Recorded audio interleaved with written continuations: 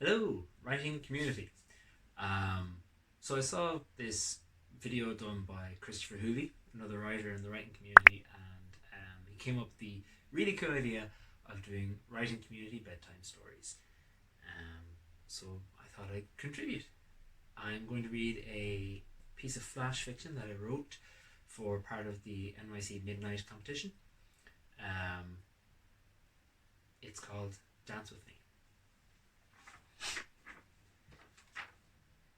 Each year, on the same day, at the same time, they met. Mostly it was small talk. Weather, kids, grandkids, books and plays. Sometimes about politics and the events of the day. Never about the love they had for each other. He crossed the city by bus. It was the 23X now, but back then it was the 4.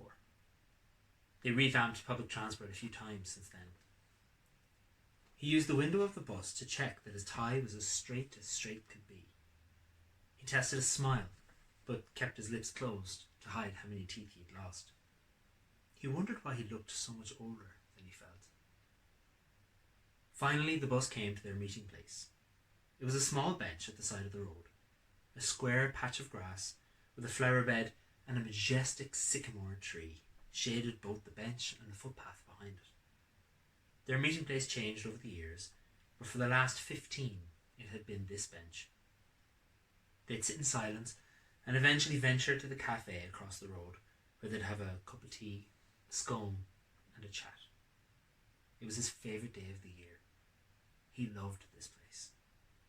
He alighted from the bus, but froze when he saw the change. The bench was gone. The tree felled. The flowers paved over. In their stead were 3 charging points for those new electric cars that his grandnephew was always harping on about. The road was closer to the footpath now, and the sun invaded the privacy the tree once gave. He hobbled over to where the bench used to be and sat on the wall instead, his walking stick resting against his knee. It was hideous. But he could still see the cafe and be ready for his other half. It had been 62 years since he met the love of his life, both of them at a dance with someone else at the time.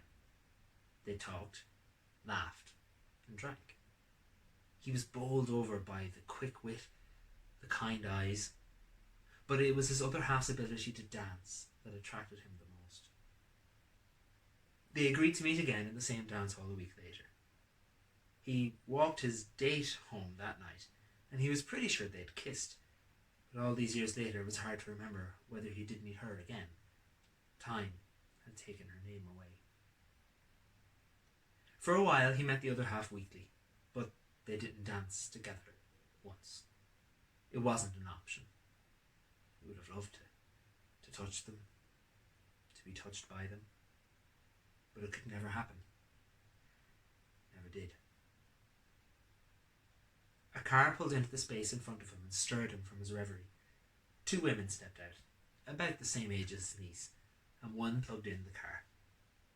A year ago, she would have been trampling the lilies and the green carnations. He gave them a silent nod and touched his flat cap. They crossed the road to the cafe, one carrying a white tote bag. He looked at his watch and noticed that his other half should be here. They had been meeting in places other than the dance halls for 10 years. Sometimes he brought a fine woman as a date. Other times, the other half brought their own dates. They were nearly always together, but they never went anywhere together. Eventually, his other half met someone else and got married. He was happy for them. He was. Or at least, that's what he said. A couple walked past, noting the electric car. "Isn't it great for the environment?" said one, as the other smiled at him, an ice cream cone in her hand. It reminded him of walking along Bray Beach with his other half on a rare day that they had together. "Dance with me?" he asked the other half. They stopped in their tracks, the ice cream he had bought them oozing down their hand and between their fingers.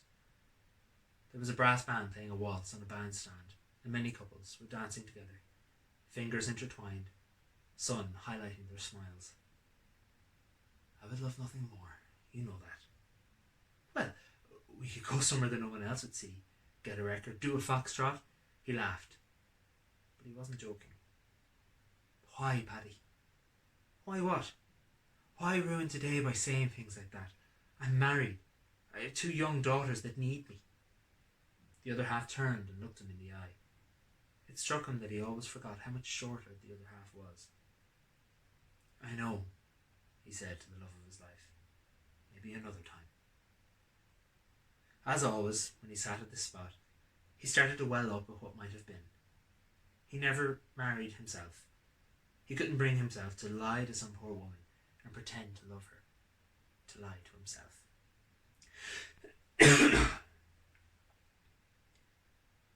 As always, when he sat at this spot, he started to well up at what might have been. He himself never married. He couldn't bring himself to lie to some poor woman and pretend to love her. To lie to himself. Excuse me? One of the women who had parked the electric car had come back from the cafe. He looked up at her. She had an oddly familiar face. She had a kind and precarious glint in her eye. I'm sorry. Are you Paddy Quinn? I am, yeah. Who's asking? My name is Patricia Lamb. Darren Lamb was my father. His heart began to race. Are you waiting for my father? I am. But hang on. Was? You said was? I did. I'm afraid he passed away 7 months ago. She began to explain that the other half died peacefully, that he had a will, that the will said to meet a Paddy Quinn at a particular time and place, outside a particular cafe, and to give you these. She handed the bag over, and he looked inside. Inside were an old pair, his old pair of dancing shoes. Were you and my father close? He smiled. Not as much as we'd have liked.